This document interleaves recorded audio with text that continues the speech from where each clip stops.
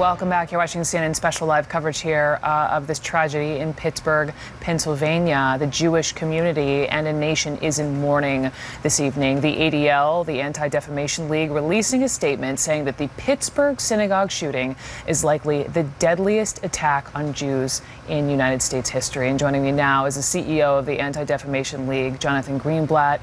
Jonathan, thank you so much for being with me. A powerful, devastating sentiment. I mean, can you, how devastating is this for you? Well, this is, as you mentioned at the top, this is the most lethal and violent attack on the Jewish community in America in the history of this country.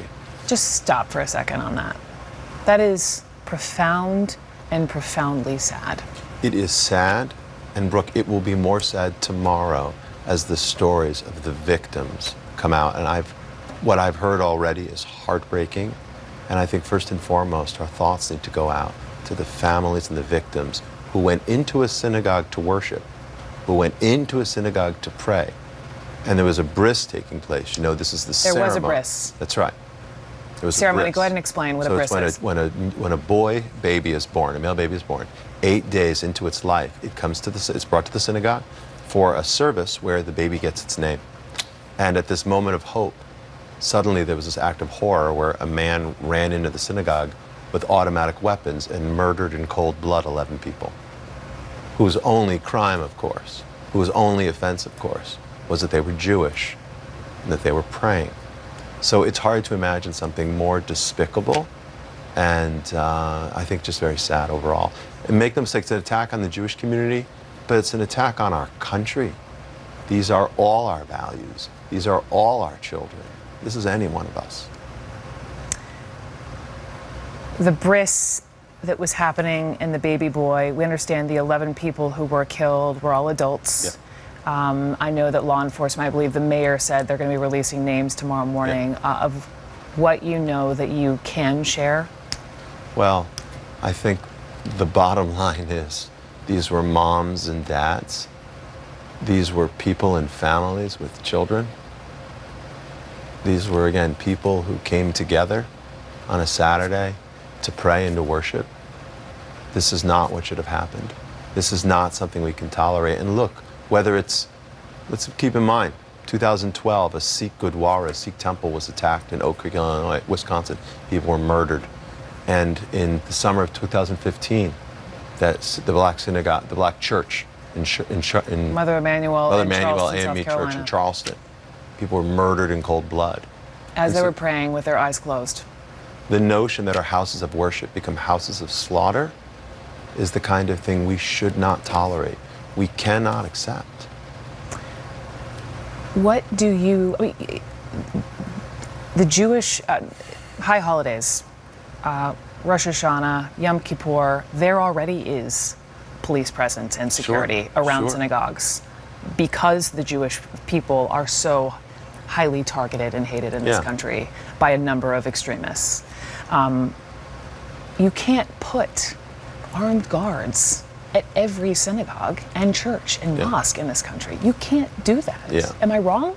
Well, you're not wrong. I mean, it's a sad state of affairs when specifically for a moment, like every Jewish institution, synagogue, school, community center, many offices like our offices at the ADL, we all have security of some kind.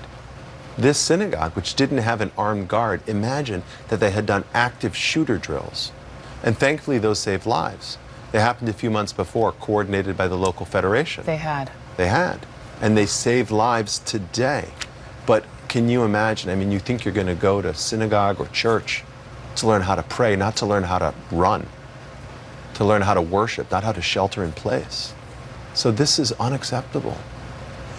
I have numbers, I know you know these by heart, but the ADL found 1,986 cases of harassment, vandalism, or physical assaults against Jewish people or institutions. This is in 2017. It was 1,267 in 2016, so that uptick. Where is that coming from? Look, we've been tracking hate crimes generally and specifically anti-Semitic incidents for almost 40 years at the ADL. And we've seen a steady decline over the last 15 years until 2016, when there was a 34% spike And then last year, a 57% increase on that number, the single largest surge that we've ever seen in the history of this organization. Why? So these are acts of vandalism and violence and harassment. Why? I think there are multiple factors at play. Again, as you said before, Jews have always been targeted. Jews are more subject to hate crimes than any other religious minority in the country.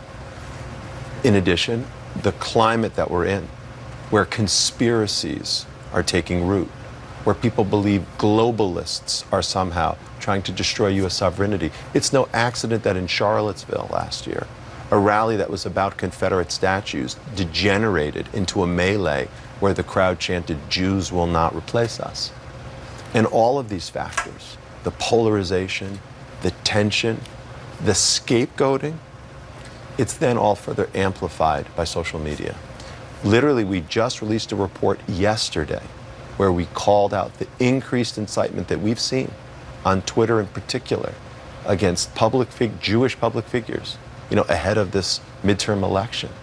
It's absolutely terrifying to think we were talking about this yesterday, and then today, this man, and we know what he was doing on Gab and on Twitter, took 3 guns into a synagogue and murdered 11 people in cold blood. I was just talking to a friend whose mother is afraid of stepping foot in a synagogue now. What is your message as these moms and dads were at Shabbat services this morning, where anyone was allowed in on a Saturday morning? What is your message to the Jewish community tonight? Yeah, Brooke, I learned about this incident when I walked out of my own synagogue this morning, and I looked at my phone as I walked out the door. But I will tell you this, we cannot let the white supremacists, we cannot let the bigots and the haters win. So we need to introduce security protocols at all of our synagogues and any house of worship, as I said before.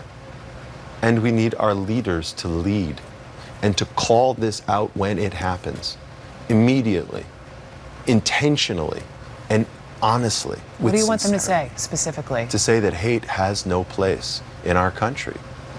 To say that we can't imagine a world in which this country isn't appreciated for what it is, the most diverse, the most enriched country in the world.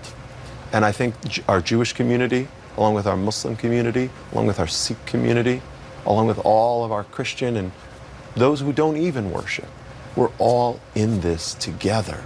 And I wish that our elected leaders would remind us of that and turn down the rhetoric. That's what we need. Jonathan Greenblatt, thank you. Thank you. Thank you.